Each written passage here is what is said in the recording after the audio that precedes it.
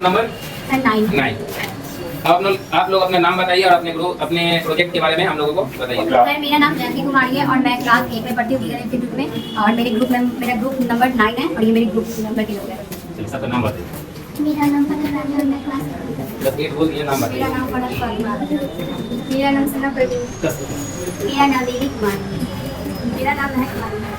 चलिए बताइए आप अपने प्रोजेक्ट के बारे में। सर, क्या हमारा जो प्रोजेक्ट है वो अभी के जनरेशन से मैच करता है। हमारे जो प्रोजेक्ट का थीम है वो है क्लाइमेट चेंज। हम लोगों को पता है, सपोज दैट कि हमारा अर्थ है। हम लोगों को पता है कि जो हमारा अर्थ है, अभी पहले का जो हम लोग का पास्ट अर्थ था वो देखिए, वो जो हमारा पास्ट अर्थ है उसमें ज्यादातर हरियाली हुआ करते थे। वैसे ही हम लोग का ये देखिए, पास्ट अर्थ में जो पृथ्वी के अंदर जो हम लोग रहते थे, हम लोग का जो पास्ट अर्थ है उसमें हरियाली हरियाली नजर आती है। जस्ट लाइक कि हम लोग के पहले पास्ट वाले अर्थ में पेड़ पौधे हुआ करते थे ज्यादा मात्रा में, जिनकी वजह से जानवरों को भी रहने में सुविधा होती थी। इंसान पहले के जमाने में पेड़ लगाया करते थे, पेड़ में पानी डाला करते थे, घर भी थोड़े कम हुआ करते थे, लेकिन लोग उसी में मैनेज करते थे। पहले के पास जो हम लोग का अर्थ था उसमें जो हम लोग का यहाँ पे रहते थे लोग, वो ज्यादातर पेड़ पौधों के बीच रहते थे, क्योंकि उन लोगों को पता था कि पेड़ पौधों के बीच रहना कितना सिक्योर होता है, हम लोगों के लिए कितना अच्छा होता है। और ये जो अभी हम लोग का ये रहा, हम लोग का रहा प्रेजेंट। हम लोग का पास्ट तो इतना परफेक्ट है, इतना खूबसूरत है, लेकिन हम लोग का जो जैसे जैसे हम लोग का प्राचीन काल देखिए ऐसे है, लेकिन जिस तरह हम लोग का आधुनिक काल बढ़ते गया, जिस तरह से बहुत सारी चीजों का निर्माण होते गया, तो वो हमारा अर्थ देखिए, हमारा अर्थ अभी ऐसे हो गया है जैसे कि हरियाली बहुत कम नजर आ रही है। यहाँ पर देखिए, यहाँ पर हम लोगों को पास्ट में ज्यादातर पेड़ नजर आ रही है, तो प्रेजेंट में उतना पेड़ ज्यादा नहीं नजर आ रहा है। और जो भी पेड़ बचे हुए वो ज्यादातर कटे हुए नजर आते हैं या फिर काटते हुए नजर आते हैं। और पेड़ को काट काट के फैक्ट्री बिल्डिंग भी बनाई जा रही है लोगों की सुविधा के लिए, लेकिन लोगों को पता नहीं है कि ये सुविधा जो है उन लोगों के लिए कितनी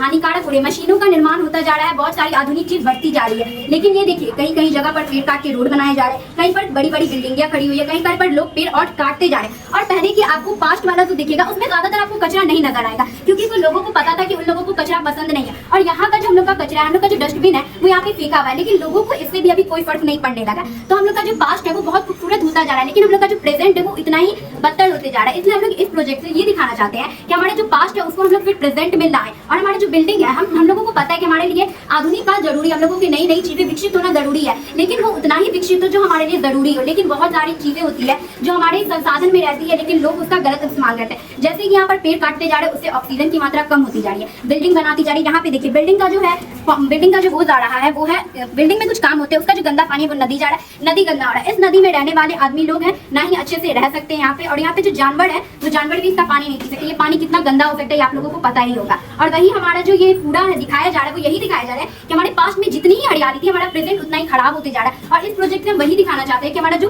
पास्ट है उसको फिर लाएं, हमारा जो प्रेजेंट है उसको हम खूबसूरत बना सकते हैं। यहाँ पे देखिए हमारा जो यहाँ पे जो हमको फ्रेश एयर मिलते हैं, यहाँ पे हमारा पास्ट है, यहाँ पे पेड़ पौधे दिख रहे हैं, वहाँ पे हमको फ्रेश एयर मिले। लेकिन यहीं पर अगर बिल्डिंग हो रहे, बिल्डिंग के धुएं वगैरह हो रहे, लाइट जल रहे, कार चल रहे, कार में यहाँ पे देखिए पॉल्यूशन निकल रहा है, यहाँ पे पेड़ कट रहे, उससे जो हमारा है बादल, जो हमारे जो क्लाइमेट चेंज हो रही है जिसकी वजह से नई नई बीमारियां हो रही है, हमारा जो फ्रेश एयर नहीं मिल रहा, जबकि हमारे बादल में एयर पॉल्यूशन हो रहे हैं और यहाँ पर एयर पॉल्यूशन बिल्कुल भी नहीं हो रहा है। इसलिए हम यही दिखा रहे हैं कि हमारा जो अर्थ पहले था वो हम लोग का इतना खूबसूरत हुआ करता था, लेकिन अब ये बदतर होता जा रहा है। इसलिए हम लोग यही चाहते हैं कि हम लोग का जो पहले का पास्ट था वो प्रेजेंट में आए, और हम लोग का जो ये प्रेजेंट है हम इसके साथ भी जीना चाहते हैं, लेकिन चाहते हैं कि थोड़ा ज्यादा और विकसित हो। तो हम लोग किस तरह से जो है उसको बेटर बना सकते हैं, उसके बारे में बताइए। इसको बेटर इस तरह से बना सकते हैं सर, हम लोगों को पता है फैक्ट्री हमारे यहाँ कितनी ज्यादा होती जा रही है, हर जगह जगह पे घर बनते जा रहे हैं, तो लोगों को अपने घर में है ना 1-2 पेड़ लगाना चाहिए। रोड पे जो पेड़ रहते हैं उसको भी नोच देते, कम से कम उसमें राह चलते में पानी डाल देना चाहिए। या फिर अगर कहीं पर आपको जगह मिल रहा है, वहाँ पे बिल्डिंग खड़ने की जगह आधी जगह पे फैक्ट्री बना दीजिए और आधी जगह पे पेड़ लगा दिए, या फिर अपनी फैक्ट्री को खूबसूरत बनाने के लिए पेड़ के आगे पीछे पेड़ लगा दिए, फैक्ट्री बीच में रहेगा और आगे पीछे पेड़ वगैरह रह जाएंगे। हम लोग एयर पॉल्यूशन को किस तरह कम कर सकते हैं? सर, एयर पॉल्यूशन को जैसे लोगों को पता है कि घर में एक आदमी हो या फिर 2 आदमी हो, सबके पास ज्यादातर कारें होती है, मोटरसाइकिल होती है,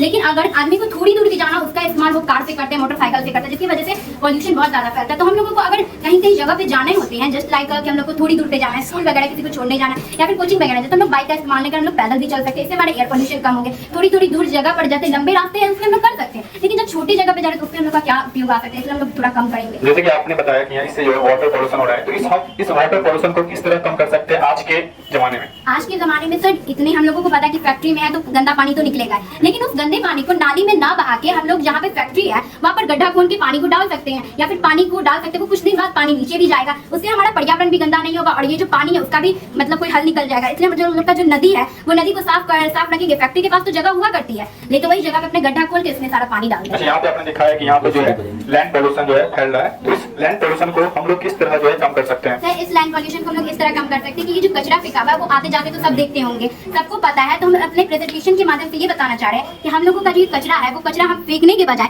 अगर इसको डस्टबिन में ऐसे उठाकर डाल देंगे, ऐसे डाल देंगे तो हम लोगों का जो है सारा डस्टबिन का कचरा इसमें आ जाएगा। और अभी के ज़माने में नगर निगम हर तरफ से कचरा उठाने वाले तो आते ही वो उठा के ले जाएंगे। कम से कम अगर हम लोग कचरा उठा नहीं सकते तो फैलाएंगे भी नहीं।